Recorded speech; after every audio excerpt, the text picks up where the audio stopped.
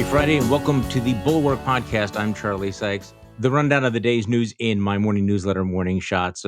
I'm trying to capture all the stuff that's going on at the same time in the last 24 hours. Biden pardons thousands convicted of marijuana possession under federal law. And because I guess he didn't think he was making enough news, he also warned that the risk of nuclear Armageddon is the highest since the Cuban Missile Crisis. Shouldn't have read that right before I went to bed last night. Proud Boys member pleads guilty to seditious conspiracy for his role in January 6th, which is a BFD. Federal agents see chargeable tax gun purchase case against Hunter Biden. Down in Georgia, the Fulton County prosecutor investigating Trump aims for indictments as soon as December. And also in Georgia, searching for a safe, unskeptical media space, Herschel Walker sought out the moisty bosom of Hugh Hewitt's hackery, and it did not disappoint. And then, of course, we had the story that Ben Sasse is quitting the Senate with 4 years left on his term to become the new president of the University of Florida. We also got new jobs numbers this morning, indicating that the economy is still strong, underlining the Fed's problem in fighting inflation. So to talk about all of this, who better than my colleague, Bill Kristol? Bill, thanks for coming back on the podcast. Hi, Charlie. I'm sort of intimidated by that introduction. We're going to have to cover 14 topics here and with depth and intelligence and precision. That's going to be hard. Okay, so give me your take, though, on the president talking about the risk of nuclear Armageddon. There's an interesting divide. People saying, okay, this is pretty clear-eyed warning where we're at here with Vladimir Putin pushed into the corner. Obviously, things going extremely badly in Ukraine. Versus people who are saying this is another Biden gaffe, that he shouldn't be saying stuff like this. This is going to rattle the world. I also saw some speculation. Well, this is the president of the United States who may have more intelligence, which is even more worrying. So what do you make of this? Joe Biden basically saying, hey, you think things are bad? Actually, it's worse. Yeah, I guess I'm inclined generally in these circumstances to think maybe presidents they're not sure, they should just keep quiet. But maybe he really does feel that it's important to prepare people for the, I don't know, 1 in 10, 1 in 20 chance that Putin will do something extreme. And he's presumably has people in the U.S. government thinking through our options and plans to respond. So in that respect, maybe it isn't such a bad thing to get people to take seriously the threat. I hope it doesn't lead people to be intimidated. Mm-hmm. You could argue that Biden's sort of playing into Putin's hands a little bit by magnifying the nuclear card, as if that sort of should stop us from doing things. But on the other hand, we've done an awful lot. So, yeah, I guess Biden's done a good enough job managing Ukraine that I give him the benefit of the doubt on this particular comment. So, as you know, I try to resist any sort of irrational exuberance, but the reports out of Ukraine and Russia in the last 24 hours are really kind of amazing. The stories about the dissension within the ranks of the Russian government, people confronting Vladimir Putin. It's not just now military bloggers who are ripping the military. You're actually having military officials. And these are not, anonymous source stories. These are, the New York Times story yesterday really brought the receipts, military officials who had been appointed by Vladimir Putin suggesting the defense secretary should commit suicide. We had this big report in the Washington Post this morning that Vladimir Putin was confronted, by people within the government. There's real panic and real division in the Russian government. Of course, that's a closed box. We don't actually know. But what do you make of these reports? Yeah, I spoke with someone in Central Europe yesterday who's working closely with the Ukrainians, and he says they think it's real. I mean, they're you lose a war this badly, and one that you've assumed you would win within a week, and one that you personally sort of led the country into without much consensus or much sense of a need for it among others in the elites, let alone the public. And you're at some risk. And I mean, history suggests that, and I think that would make sense. Obviously, Putin's beaten back an awful lot of threats in the past and is ruthless and clever in his way about this. But let me tie it into the nuclear discussion we just had a minute ago. I hope we are being, and I'm sure we are, doing our best to make sure that if Putin tries to use nuclear weapons, he doesn't succeed. I mean, that's to say we have a fair amount of ability probably to get into his chain of command, to disrupt it, to warn people in that chain, that they will be held personally accountable if there's a use of nuclear weapons, whatever Putin says in the Kremlin. There are ways. I just hope we're not, as I say, I'm pretty sure we're not just watching this or hoping that we're acting both on the nuclear threat and then also to increase dissension and disruption in the ruling circles of Russia, of the Kremlin. Short term, Putin could be replaced by someone equally nasty and dangerous in some ways. That could be even a more danger of a Mhm. spasm, I suppose, in a sense, as he is on his way out. But it's got to be a good thing to have a dissent and dissension and disruption of Putin's own rule, and it offers some prospect of a happier future for Russia, to say nothing of them just leaving Ukraine. So it is amazing what Ukraine has done, what Zelensky has done, It is and the degree to tremendous. which other leaders have rallied to him. I struck the young prime minister of Finland had an Yeah. excellent comment at that European summit in Prague yesterday. Someone said, "Well, what's the off ramp for Putin?" And she said, "The off ramp is to leave Ukraine." I mean, for all the talk about the decadence of liberal democracies and failures of leadership and all the problems we have, and God knows we do, there are quite a lot of impressive younger leaders of liberal It democracies. is. We have a somewhat pretty impressive older leader in our Yeah. case, but maybe Mhm. younger next generation will come along. So it sort of cheers me up a little bit about the future. This is a good point because there are a lot of reasons to wring your hands about, the decline or the decadence of, Western democracy. But these prime ministers on the front line are really extraordinary. And I was struck by the same thing that you were, this very, very young woman who is the prime minister of Finland. I mean, Finland is right there. I mean, there's a long history of wars there. And she is just unblinking. The solid refusal to blink in any way is really impressive. And these are people with a lot to lose, and they know there's a lot to lose. And yet they're not shutting up. They're not putting their heads down. They are saying these things. And frankly, that is inspiring. Yeah, very much so. And Zelensky obviously is the first among equals in this. And yeah, I really do wonder if I mean, it's terrible, the deaths and the tortures and the war crimes and everything else that Ukraine has gone through, but and Russians have suffered too, of course. But in retrospect, Putin's invasion of Ukraine and the reaction to it, above all by the Ukrainians, but by the rest of us as well, could end up being a real inflection point, a real moment in the post Cold War history, and in some ways a hopeful one for all. As I say, that no one wishes it to have happened, but so I do think it's we're right in the middle of it. It's hard to judge. Obviously, things could go wrong, or it could just sort of peter out and to be another kind of episode, you might say. But it feels like 2022 could be a big year in that respect. Well, I was just mention also that the Nobel Prize was awarded Friday morning to a trio of human rights defenders in Ukraine, Belarus, and Russia, delivering another pointed international rebuke of President Vladimir Putin and his war in Ukraine. So I think that is positive. Okay, so from this deep substance that we've been talking about, okay, I, Bill, I need you to explain something because usually I kind of have a sense of what's going on, or I understand, or I think I can understand the context, or I could Google it in a few minutes and things will become clear. I need you to explain to me something a tweet from the House Judiciary GOP last night. You saw this, right? I did. Okay. Now this is not a super PAC. This is not the Federalist. This is the official Twitter account of Republicans on the House Judiciary Committee, and the tweet is just 3 words: Kanye, Elon, Trump. Bill, help me here. What's Yeah, what's what, what's going on? it's some clever person on the staff there of the House Republicans who got bored with planning the investigation of Hunter Biden for next year and decided to be cute on Twitter. I don't know. I guess they're all three.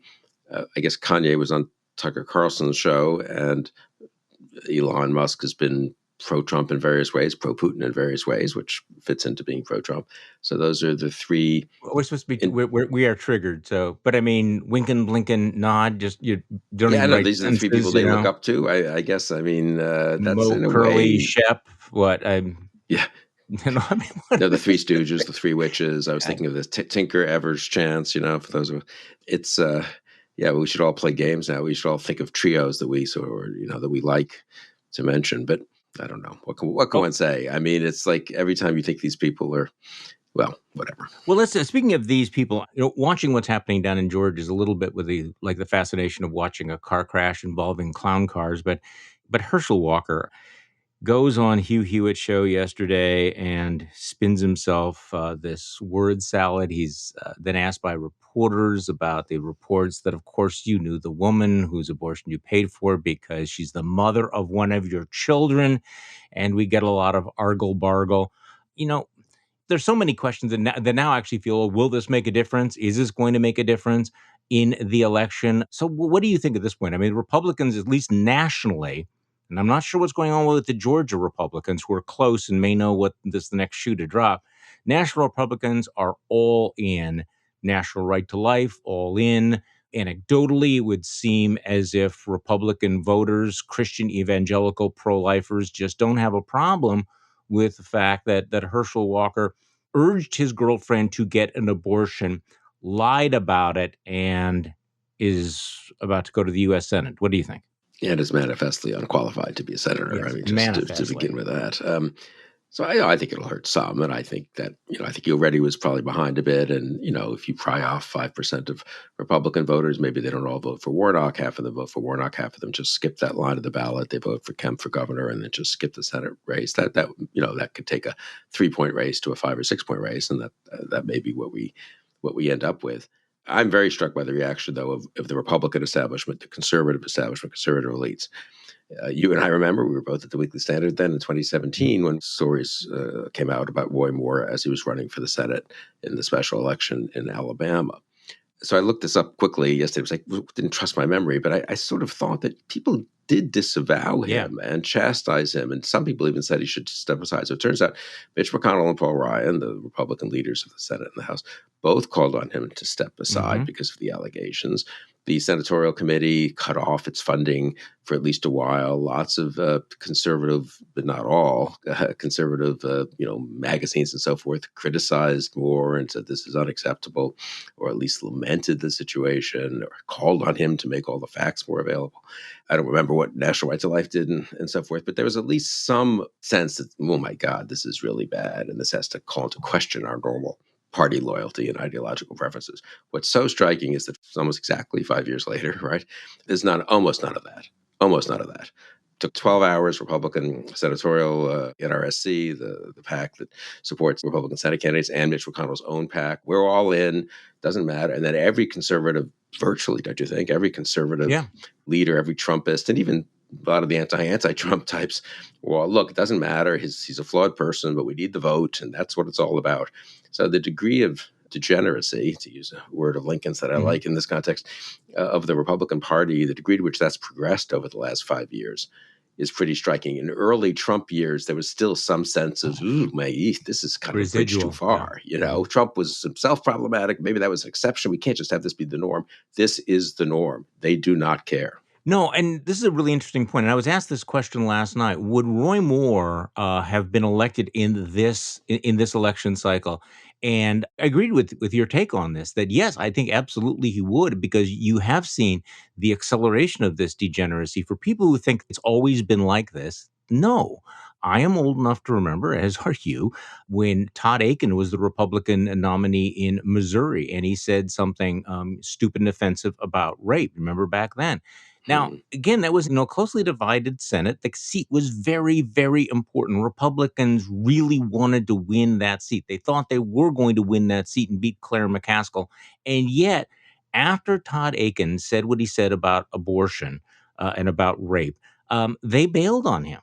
They did bail on him. Then fast forward, Roy Moore just a few years ago, allegations of sexual assault, bridge too far, but what you're seeing now, I think, is just sort of the complete forget it. We're not even going to pretend, go through the motions that it's about character or there's any standards whatsoever. This is all about, winning. And I mean, look, how do you look at Herschel Walker? And I don't want to make fun or make light of mental illness issues, but how do you look at him and say, this man should be in the United States Senate? I mean, leave aside the abortion allegation. It's the accumulation. It is the accumulated weight, holding guns to his ex-wife's head, allegations of abuse, the things that his son is saying out there, about, what an awful father he was, et cetera. This accumulation, and yet national Republicans are basically saying we don't care about any of that. We want control of the Senate, and they say it in these very blunt terms. We just want control of the Senate, and that's all that matters. And just to add one last thing to your very good list there, Yeah, and Walker is, whatever happened in the past, he's currently lying about it. I mean, there's just yeah, no question. I think you made this point in the newsletter. yeah. He is lying. And there's not even a sense of, gee, let's privately get Herschel to sort of say, I feel bad about certain things that happened in my past, but I've changed. But I'm going to, not going to keep on lying about the fact that I don't know who this woman is and so forth. But he's lying. He's having ridiculous press conferences and ludicrous interviews with Hugh Hewitt and the entire Republican establishment. Okay, they're politicians. They want to win the Senate. But how about the conservative elites? I mean, we all made fun, as I recall, of a couple of conservative outlets that semi-defended Roy Moore, more than semi, perhaps, in 2017. I think the Federalist was particularly Hmm. egregious. But now, I don't know. I haven't followed National Review closely. I haven't seen the Journal editorial page. I don't get the sense that anyone in Conservatism Inc. is saying this is a deal breaker, or even I'm really going to chastise Herschel Walker, and incidentally, Donald Trump and Mitch McConnell for clearing the field for Herschel Walker. They're all just, a little bit of grumbling. Gee, this might hurt our chances. That would be bad. And that's about it. Look, it's old now to see that it's all about winning and the partisan hackery and the tribalism. I still think it's rather striking to watch what groups like the National Right to Life are doing, which in theory have larger, deeper agenda. You would think that the National Right to Life would have a longer timeline. They would be thinking about what do we do to change people's minds, heart and minds, et cetera. And yet they clearly have also decided that they're going to embrace this hypocrisy full on. And I was looking for a piece by the pundit formerly known as Allah Pundit, who has just a great piece over at the Dispatch, where he gets at the questions that pro-lifers have to ask themselves. And he writes, the problem with electing Republicans who don't practice what they preach on abortion is that it undermines the ability of pro-lifers to persuade, which is really, I think, the heart of it. It undermines your larger moral case, your moral authority. And let's face it, moral authority ought not to be squandered if you are the National Right to Life Committee, right? Yeah, totally. And I haven't. I'll look up Alapundit. Yeah, I can't get unused to calling him I know. I know. Alapundit, I, even I though apologize. he now writes under his actual name. So I'll look for that. But also, my sense is, I haven't looked at every statement, that the pro-life leaders, the evangelical leaders and stuff, they don't even say, "Look, we deplore what Walker is Right. alleged to pretty clearly did do. We think that's really bad, and we wish he would not have done it, and we wish he would be more honest about what he did." Having said all that, it's our judgment that the cause of pro-life, the pro-life cause, will be better served by having him in the Senate than Raphael Warnock. I don't think that's, I wouldn't go there. That's not my view, but I mean, I think it wouldn't be a crazy thing to say. What's striking is they don't even say those first two or three sentences. They don't even deploy. I haven't really seen any criticism of Walker's behavior. And if you're a pro-life organization, maybe you should criticize someone who's paid for an abortion and claims to be strictly pro-life before you get on to making your political calculations. I think it does huge damage. I think we've seen this since Dobbs, really. I mean, young people look at this and they're maybe ambivalent, as a lot of intelligent people are, about abortion rights and how to draw lines and what the role of the state should be as opposed to persuasion. And they're unsure. And they just see this behavior from the official pro-life organizations, the official social conservative organizations, the conservative elites, and they think it's all a fraud. It's all just hypocrisy. And why should they take this issue, an issue that should be taken seriously as a moral and choice? Why should we take it seriously? So I think it does real damage to the pro-life cause. All right, let's talk about Ben Sasse. I devoted my newsletter to sort of looking ahead at what's to come, but let's just take a moment to look back on Ben Sasse, who probably had as much potential as anyone in the Senate to be a leader, a principal leader, to be the conscience of the Senate, and he had some great moments, but he also had some just really cringeworthy, awful moments. You and I both remember when he voted to uphold the clearly unconstitutional emergency order Right. that Donald Trump used to shift money on the border. And then, of course, he went completely silent in 2019. Wanted that coveted Trump endorsement tweet. He came around on the second impeachment conviction. But give me your thoughts on Ben Sasse looking back. I mean, I got to know him some, and I Yeah. guess I'd met him a little bit when he was here in the Bush administration, but I got to know him a little when he was running for Senate in Nebraska. He was in a pretty tough primary, and I thought he was by far the most impressive of the candidates. This was 2013, 14, and I remember coffee a couple of times here in D.C. and talked about campaign strategy and issues and so forth. Very interested in healthcare, which was a very big issue at the time, immediately after Obamacare and prospects of repealing it. Won the primary, got elected in 2014. I was very pleased. I did one of those conversations I do, the conversations with Bill Kristol, with him after one of his books came out, maybe 2016, 17, The Vanishing American Adult. Something. I think that was maybe that one. So he was impressive. Um, what's the phrase? He could have been a contender, right? He could have. He Yeah. could have made a real difference in American history. Well, I'm not sure if he would have, but he could have tried to make a real difference, and he didn't. And so I'm on the side of being pretty critical of what he actually did. Fine, he doesn't want to be a senator anymore. A little unclear why he ran for re-election in 2020. That it is he presumably knew it was a 6-year term. I guess I have a slightly old-fashioned belief that absent medical issues and so forth, you probably, or getting nominated for the cabinet or something, you should probably serve out your 6-year term. But I guess being president of a major state university and he was a college president, is some place he thinks he can make more difference. But he sacrificed a lot to get himself reelected. He thought he had enough Right. Trump's support He because he might paid lose a the huge primary. price for it, didn't Yes, he? and so that price doesn't go away. Now, it'll be interesting to see once he's out of the Senate. I assume he'll just be forward-looking. Everything's fine. There's nothing he could have done that he didn't do. I assume that'll be the attitude. Will he be honest? I mean, will he say, you know what, I regret not having done certain things? You students at the University of Florida, I hope you honestly face up to some of these choices, maybe better than I did under all the pressures I faced. I think it's unlikely that he will say that.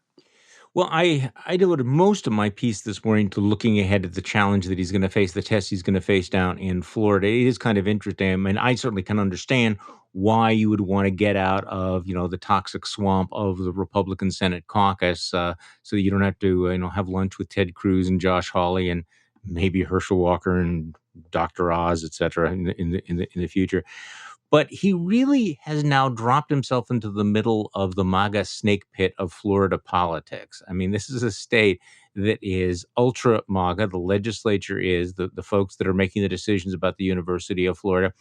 And Florida is really distinctive at the moment because of the very, very aggressive state action, legislative action targeting academic freedom. Now, I just want to make it clear, look, I understand that there's a two-front war being fought on academic freedom. I've written books about this. I understand that there are folks on the left who have also challenged academic freedom. I've written extensively about the speech codes and the cancel culture and the stifling intellectual environment coming from the left. That's a real thing. But in Florida, with the real distinctive nature of the attack on academic freedom is it is coming from coercive state action, laws passed by the legislature, signed by Ron DeSantis, and have been, attacked by organizations that you and I are quite familiar with, like FIRE, the, free speech organizations. Federal judges have thrown it out, saying it violates the First Amendment.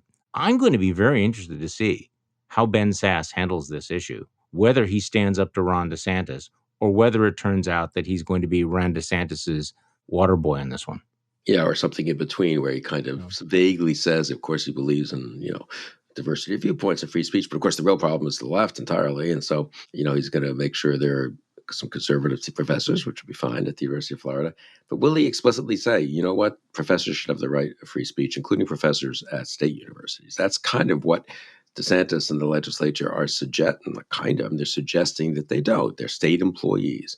Will Ben Sasse say, you know what, if there's some 42 professors of English here, and one or two of them are Marxists who have some Marxist interpretation of literature, that's fine. It's a big That's right. department. It's a Yeah. big Yeah. campus. I don't want 38 of the 42 to be Marxists. I don't want to discriminate against non-Marxists in hiring. I don't want the Marxists to discriminate in their own classroom and grading against people who don't agree with them. And those are all perfectly good liberal education points to make. But will he really stand up for liberal education at the University of Florida?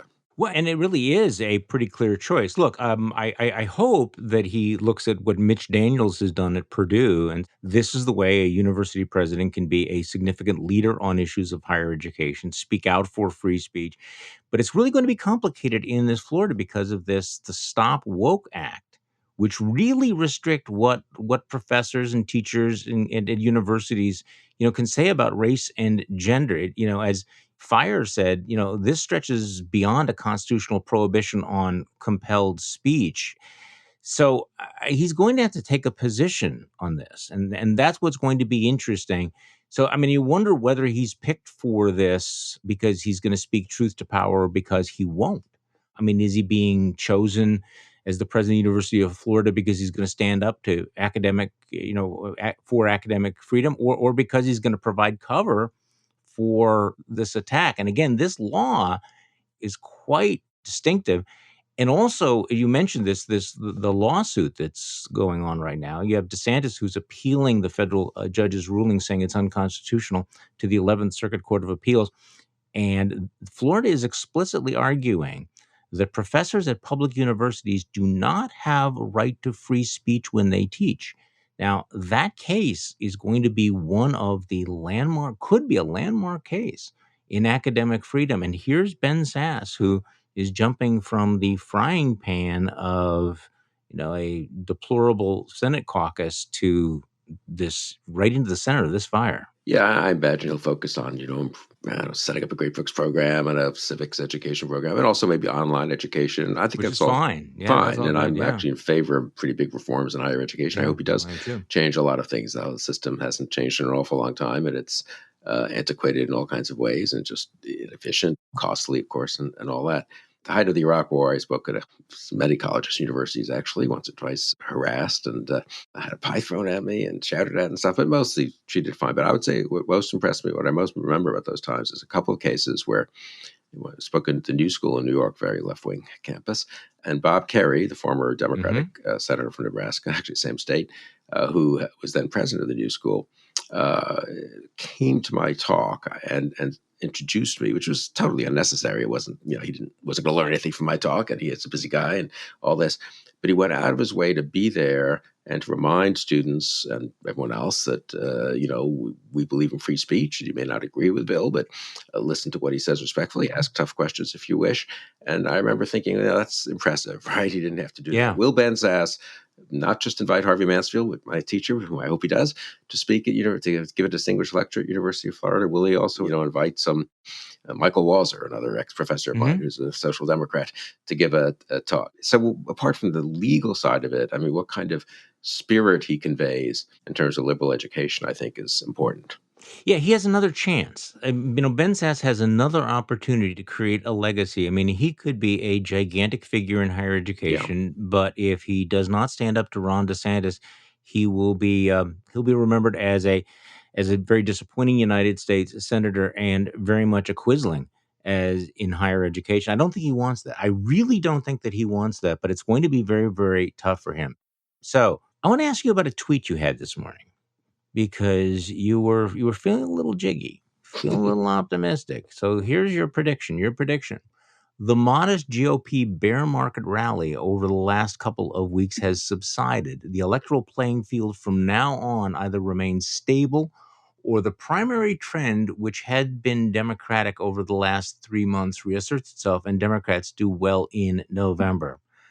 All right, Bill, explain that because I have to admit to you, I am not seeing it. But go ahead. Tell me what you are seeing that I am not seeing. Maybe I'm just wish casting. And here's what I'm reacting to. I'll put it this way: is I think an over interpretation of this minor Republican comeback over the last 2-3 weeks, a bit of a reversion to the norm for an off-year election like this. And so the generic ballot, which had gone from Republican +3 almost, and before Dobbs went to Democratic +2. Now it's more like Democratic +1. And it's an interesting intellectual analytical question. Is this, as I say, a bear market rally? That happens pretty often in these election cycles. And then the primary trend reasserts itself, or are we just at a new, it stabilizes around where it is? Or does the Republican comeback continue and the kind of red wave reappear?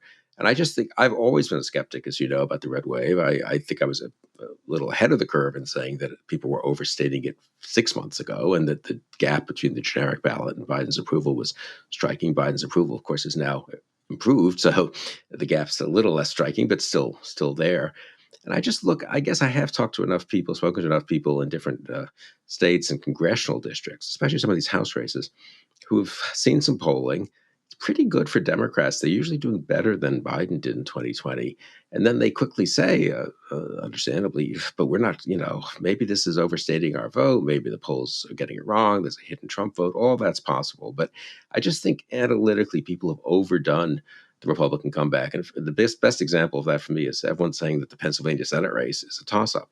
So I kind of kept reading that. I thought, I don't know, I'm just going to look at the polls. And so I just looked at 538 and Real Clear Politics, just a list of polls, nothing, no deep analysis.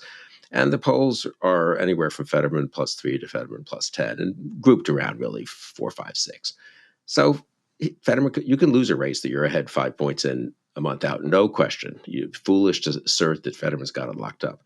On the other hand, a race you're 5 points ahead in a month out is not a toss-up. And I just think the media has been so spooked, I think, by 2020, the down ballot stuff, by the undercounting of Trump votes, of course, 2016 being the best example, by the sense that there's this hidden Trump vote out there, that they're overdoing Republican prospects right now. But I could be wrong. Yeah, I mean, I'm now probably a permanent skeptic after 2016, after 2018, after 2020, because we've seen this, what appears to be kind of a systematic undercount. But also part of this, it tends to be that every once in a while you will have the media and Democrats fall in love with a candidate who has no shot of actually winning. And if you try to point that out, there is blowback. I'm going to say something positive before I say something negative here. I continue to be impressed by Tim Ryan's Senate campaign in Ohio. I don't know whether he's going to beat J.D. Vance. Ohio has become a pretty red state, so he's got like starts off with an 8, 9, 10 point deficit. But that guy, in terms of if we want to talk about messaging, seems to really have found his stride. So it's going to be interesting in the after action reports to look at the campaigns that were successful, and maybe even losing by 1 point would be considered successful on some level for Tim Ryan, versus the campaigns that have just crashed and burned on the launching pad. No, I think that's right. I'm going to be in Ohio giving a talk actually in about 10 days, and I hope to spend, I don't know how much you can learn just hanging around and so forth, but I think I'll try to, I don't know, do a little bit of hanging around, and maybe if there's an event nearby for one of the candidates or even a congressional candidate, just to get a sense of the mood there. I would say, just before you give me our negative, the flip side You of know what where you're I'm about to going say, now. my only analytical point I guess I would make, to buttress my general kind of who knows, and I think the media has been a little too credulous about Republican claims. I was bending over backwards, the liberal media. My other is that people are underestimating, I think, the 2018 and then 2020 really changed the electorate from what it has been for decades in off-year elections in terms of 2018 and then 2020, obviously a massive surge in presidential vote. The polls may be under missing Trump voters, missing Republican voters who are shy of pollsters and don't like talking to them and keep their thoughts themselves and then vote for the Republican. The polls could also be, because of the voter screens they're using and so forth, could be underestimating the Democratic vote, because they're assuming it's 2014 all over again, Democratic president, and or 2010, and the on-off-year election that will go against them. We're going to get that kind of turnout. So that's the one point I would, is a sort of technical matter. The polls are hard to judge. They could be wrong either way, I guess is the point I would make. Right. It's not just that they could be wrong and missing Trump voters. They could be missing younger voters who will turn out in 2022 as they did in 2018. And if they do, we could have a result, a House that looks a little, Democrats could hold the Senate and could even hold the House. Well, can I mention, as a point of personal privilege, my deep, deep disappointment and a sort of soul crushing take on what's happening here in Wisconsin? Because, Yes. and I know that people hate, I told you so. And I really wish profoundly that I had been wrong about this, but Ron Johnson was the lowest of the low hanging fruit for Democrats to pick off. That could have been the race that won them control of the United States Senate. There's so much baggage that Johnson had. His approval ratings were so low. And for months, I was saying, but Johnson can get reelected if you nominate somebody with as much baggage as Mandela Barnes. And because of all the wish casting and because the Democrats have their own bubble, they decided, no, no, no, we're going to do it. It's not going to be so bad. It will be fine. And I was saying, well, wait till you see the negative oppo ads they drop on him. And of course, what a shock. We are now seeing stories in places like the New York Times that Democrats are now fretting because this deluge of negative ads, particularly on the issue of crime, is crushing Mandela Barnes. And they had to know it was coming. They did it anyway. And I'm sorry, I'm afraid an eminently winnable Senate seat is going to be out of reach very soon. And I think that political scientists should study what happened in Wisconsin for a very, very long time. And I hope the Democrats do a very clear-eyed after action post-mortem on what happened here. I mean, we'll see what happens. Barnes seems to be behind, and you've been right. And look, I Yeah. preferred Godlewski, I think her name is, as a Yeah. just knowing nothing about either candidate substantively, really, but just Sarah because Godlewski's much more centrist. her image was so much more moderate. She'd won statewide and run ahead of the ticket in 2018, I believe. And so, I thought it was risky, and it has turned out to have been risky. Now, maybe Barnes will have something of a comeback here. He's down 2 or 3 points. He's not down, 8. So we'll see what happens. We'll see if they can hold the governorship while losing the Senate race. There could That be a is little more possible. yeah, there could be a little more split ticket voting. I'm struck by that looking at the polls. For all the talk about the vanishing split ticket voter and everyone's just, tribal, there's a lot of truth to that, obviously. You just look in real time at these polls. In Georgia, Kemp's up, I don't know, average of 6 or so over Abrams. Warnock's up an average of 4, let's say, over Walker. That's 10 points, right? I mean, that's not a trivial number of people. 5% of the people switching from one party to the other, as I say, in the same election day. So there's a little more split ticket voting around than rhetoric would suggest. I find that very, very interesting. Sarah Lungwell did her focus group in Georgia last night, and most of the people that she was talking to are going to vote for Brian Kemp, the Republican, over Stacey Abrams. And yet, the same group, almost every one of them said they were going to vote. All but one were going to vote for Warnock, incumbent Democrat Warnock, over Herschel Walker, which would indicate a lot of split ticket voting in Georgia. There's a possibility of that in Wisconsin as well, because the Republican candidate Tim Michels is he's got a lot of baggage. He's got a lot of baggage too. But I have to tell you, I mean, here it is, just back to back to back to back to back attack ads on Barnes, and they're coming from both the Johnson campaign, from outside money. A lot of them have to do with crime. Crime's a big issue here. And right now, this is also taking place at the time when the trial of the guy who was responsible for that Waukesha Christmas parade massacre is ongoing. I mean, this guy's on trial, and I got to tell you, Bill, this story. Okay, so the reason it's a big issue, I think we talked about this before on the podcast, is because he was out on a ridiculously low bail. And so, bail and liberal prosecutors has become a big issue. Mandela Barnes is all in on eliminating cash bail. Has said he would support it. Has long record of being there shouldn't be bail. It should make it easier to get out of jail. Anyway, whatever. So people turn on their news and they're getting just all of these ads about crime, which are working in both Pennsylvania and Wisconsin.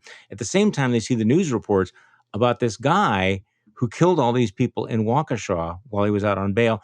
He's defending himself in the case. And if you Google the Waukesha trial, he's showing up basically in boxer shorts with no shirt on, cross-examining the witnesses. And I mean, it is just this incredible sort of circus, this deplorable circus. So the issue is front and center right now. It's the worst possible moment, et cetera. So anyway, that it's discouraging to me that there's so much resistance to the voices. And I devoted a lot of time this week talking to Rui Teixeira, warning to the Democrats: look, if you want to win these races, you have to appeal to voters who want to think that you are moderate and centrist on issues like crime, et cetera. And in Wisconsin, at least in the Senate race, they're not doing that.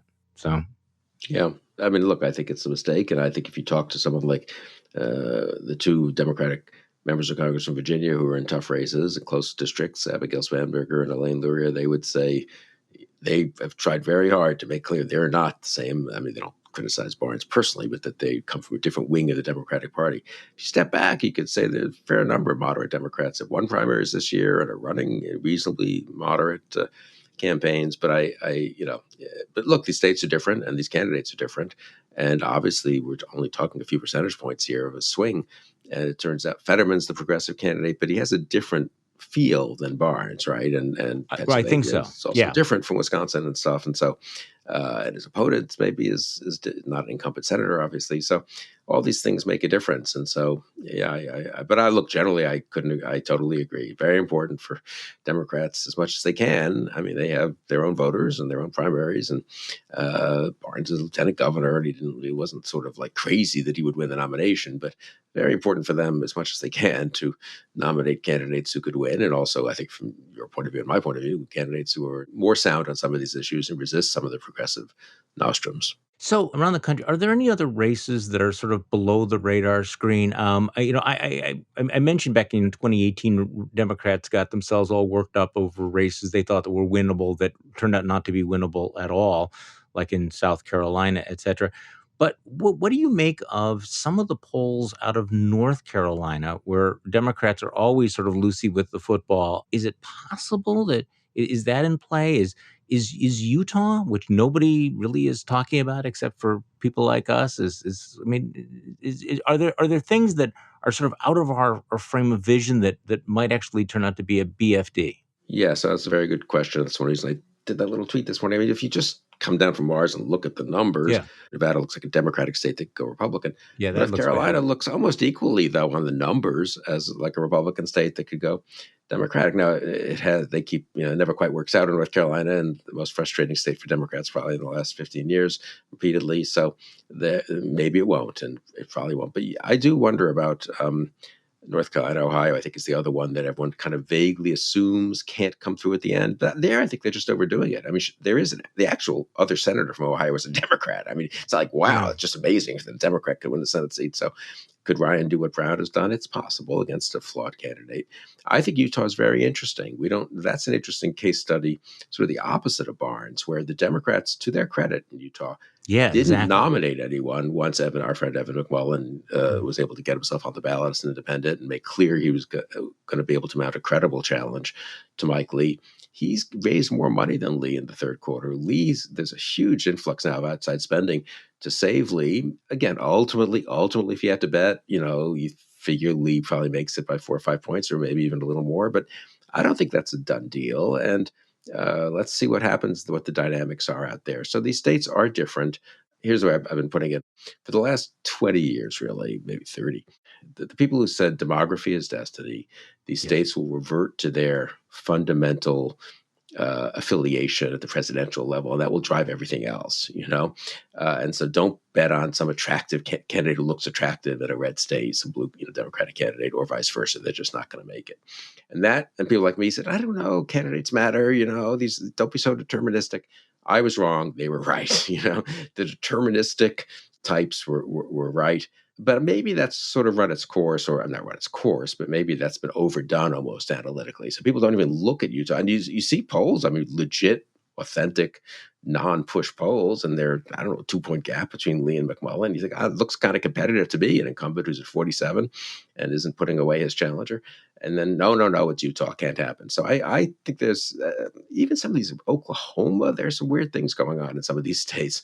So and it could happen the other way too, incidentally. There could be Republicans who win. We've seen that in 2020, right in the Rio Grande Valley. So where Republicans were competitive or won, seats that everyone had assumed were Democratic forever, So there's a more malleability, I would say, than perhaps the conventional wisdom has it. Well, we're just going to have to buckle up for the next few weeks. Bill Kristol, thank you so much for coming back on the podcast. We always appreciate it. Thanks, Charlie. I really enjoyed it. The Bulwark podcast is produced by Katie Cooper with audio production by Jonathan Siri. I'm Charlie Sykes. Thank you for listening to today's Bulwark podcast, and we'll be back tomorrow to do this all over again.